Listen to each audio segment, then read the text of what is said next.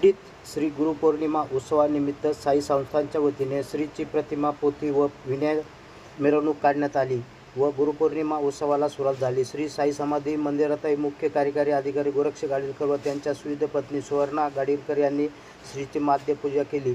श्री द्वारकामाई श्री साई चरित्र ग्रंथाचे पारायण सुरू झाले। यावेळी संस्थांचे प्रशासकीय अधिकारी संदीप कुमार भोसले, मंदिर प्रमुख विष्णू थोरात, जनसंपर्क अधिकारी दीपक लोखंडे, बंदीप पुजारी, शिर्डी ग्रामस्थ व साई भक्त मोठ्या संख्येने यावेळी उपस्थित होते।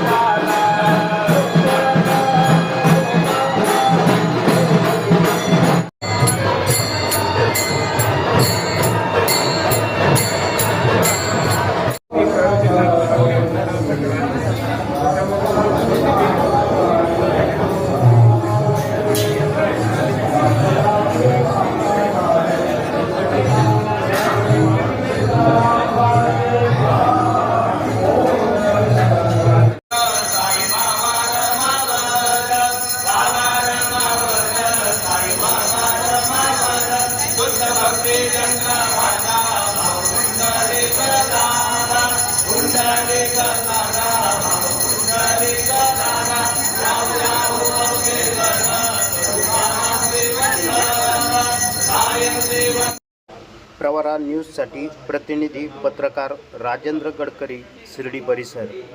प्रवरा न्यूज चॅनलला सबस्क्राईब करा।